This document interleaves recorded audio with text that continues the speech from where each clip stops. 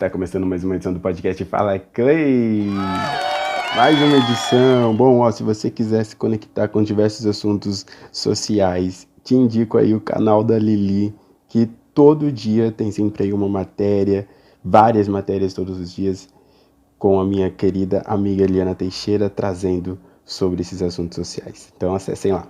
E também se você curte aí o mundo geek, que está cada vez mais crescendo, esse mundo nerd, comentando sobre filmes, séries, música, tecnologia, até games, indico para você o portal Pira Geek, meu blog lá, que uma hora ou outra eu tô lá comentando sobre algum assunto desse mundo que, como eu já disse, tende a crescer cada vez mais.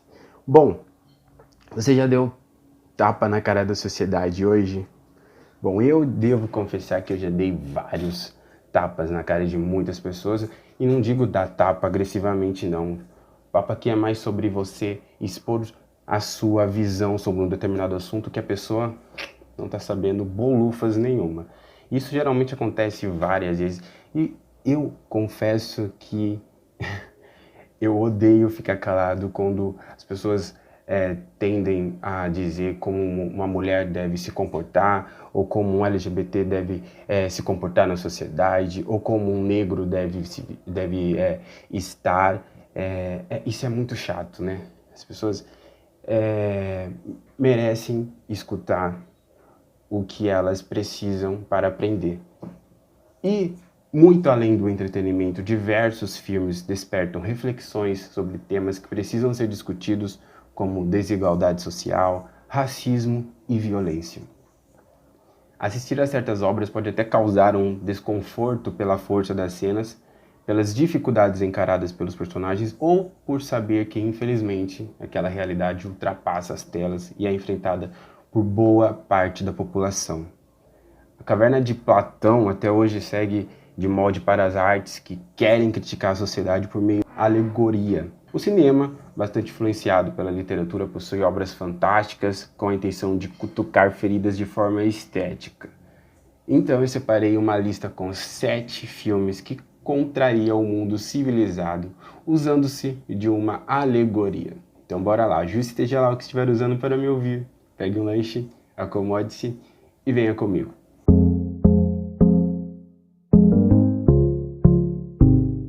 Para já dar um tapa na cara da sociedade, eu iniciei essa lista com o filme Nós, que conta a história de uma família que decide viajar para uma casa de praia em Santa Cruz, na Califórnia.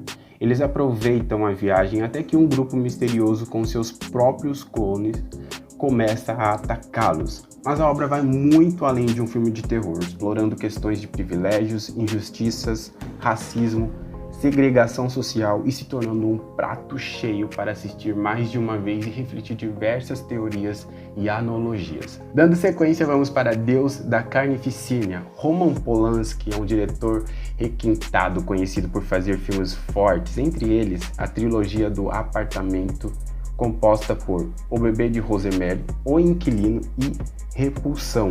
Em Deus da Carnificina, Polanski foge do estilo narrativo que lhe consagrou e se aventura numa adaptação teatral com um enredo aparentemente simples. Os pais de 2 alunos que brigaram na escola encontram-se para resolver os conflitos entre os filhos, porém, os 4 adultos civilizados, com o passar do tempo, mostram-se mais infantis do que as próprias crianças. Com um elenco enxuto de 4 estrelas, Jodie Foster, Kate Weasley, John C. e Christopher Waltz, e apenas um cenário, a sala do apartamento, o filme dramatiza o quanto o ser humano é movido por interesses próprios, embora pregue a justiça, a filantropia e o moralismo. E seguimos com O Expresso do Amanhã, que é um filme com reflexão sociológica que vai muito além. Os únicos sobreviventes do mundo se encontram enclausurados num trem que é dividido por castas. Os mais ricos ficam nos vagões da frente, desfrutando de todas as regalias, enquanto os pobres são confinados na cauda sem nenhum conforto. Em termos alegóricos, o trem representa a sociedade dividida em classes sociais. O roteiro, então, vai pelas entrelinhas, apontando a eterna guerra entre o povo e os poderosos. Aos poucos, a trama vai se politizando, evidenciando o quanto o poder é sujo, capaz de corromper até mesmo aos que chegam com boas intenções. Dirigido por Bong Joon-ho, diretor sul-coreano responsável pelo formidável Monster, e produzido por Park Chan-wook, criador de Old Boy, um dos melhores filmes dos séculos, Expresso do Amanhã une investimento hollywoodiano com ritmo oriental, combinação que deu super certo. Outro destaque aqui desse filme são as atuações, principalmente a de Tilda Swinton, impecável como Mason. Dando sequência à lista, chegamos com Colheita Amarga. Agnieszka Holland já dirigiu importantes filmes sobre o Holocausto Judeu, entre eles o icônico Europa e o surpreendente Na Escuridão. Antes, porém, de conseguir orçamentos maiores, a cineasta realizou uma das suas obras mais ácidas. De 1988, Colheita Amarga também trata em primeiro plano do Holocausto. Uma judia consegue fugir de um trem que está indo rumo a Auschwitz e é acolhida na casa de um católico. A relação entre a vítima e o bem feito passa a servir como a alegoria de como a sociedade costuma ajudar os oprimidos. Será que somos realmente bons como aqueles que sofrem ou, no fundo, acabamos aproveitando da fragilidade alheia para nos sentirmos superiores? O final é um verdadeiro tapa na cara da sociedade. Dando sequência aqui, vamos para ensaio sobre a cegueira. O escritor José Saramago é assumidamente um interessado pelas alegorias. No livro A Caverna, ele faz uma clara menção à obra de Platão. Em Ensaio sobre a Guerra, ele retoma o recurso alegórico para criticar a sociedade. Na adaptação filmográfica de Fernando Meirelles, temos o mesmo enredo. Uma contaminação deixava várias pessoas cegas de uma hora para outra. Os infectados são isolados em quarentena e esquecidos. Entre eles, há uma mulher que continua enxergando, mas prefere manter segredo, pois quem tem olho em terra de cego, para Saramago, sofre mais. O ensaio, então, representa o quanto a sociedade está alienada, emburrecida, cega, talvez pelo capitalismo, pela falta de reflexão. Através da linguagem, o autor consegue sugerir uma infinidade de motivos para essa cegueira, a qual cada leitor ou espectador pode interpretar de uma forma. E vale ressaltar que não é apenas por se tratar de um texto premiado pelo Nobel que a adaptação de Meirelles é convincente. O filme funciona de modo independente, isto é, cinematograficamente falando, é um filme eficiente com o mesmo viés alegórico presente no original. Seguindo essa lista temos Dogville, e quando se trata de criticar a sociedade, o diretor Lars von Trier logo é lembrado. O cineasta dinamarquês usa e abusa das alegorias para apontar nossos defeitos. Em Melancolia, ele não poupa o planeta Terra, lembrando que estamos nos autodestruindo. Em Ninfomaníaco, compara-nos a animais movidos por instintos. Mas foi em Dogville que Lars largou uma das melhores alegorias cinematográficas de todos os tempos.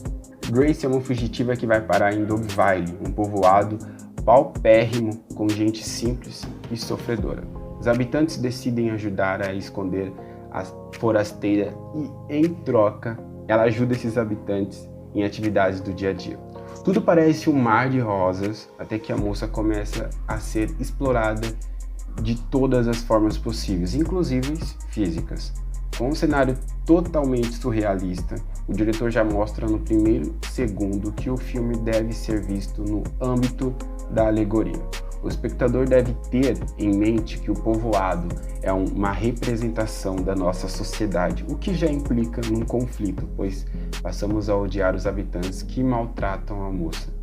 Sábio e sádico, o diretor traz várias reviravoltas, cada uma cutucando numa ferida diferente. E finalizando essa lista, seguimos com o filme Hoje Eu Quero Voltar Sozinho. Conta a história de Leonardo, um adolescente cego, filho de uma mãe super protetora, que conhece Gabriel, um jovem recém-chegado à cidade. O contato com o rapaz faz surgir novos sentimentos em Leonardo, fazendo-o descobrir mais sobre si mesmo e sua sexualidade. Assim como Me Chame Pelo Seu Nome, esse filme retrata a homossexualidade de forma natural e sutil, e também dá um tapa na cara da sociedade preconceituosa, o qual não poupa em nenhum momento do escárnio. O amor ainda é a forma mais efetiva a expor a humanidade e ninguém está imune a essa verdade. Nem gays, nem héteros, nem você, nem eu. A única orientação exigida aqui é a emocional. E é justamente no terreno das emoções que a pergunta que inicia essa podcast é respondida. Em vez do choque ou estranhamento de testemunhar o beijo íntimo e pessoal de dois adolescentes gays, fica a certeza de que a veracidade do ato legítimo é o fato.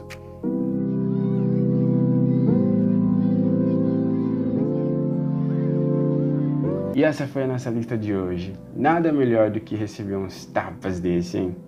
Espero que você tenha um ótimo fim de semana e até a próxima edição.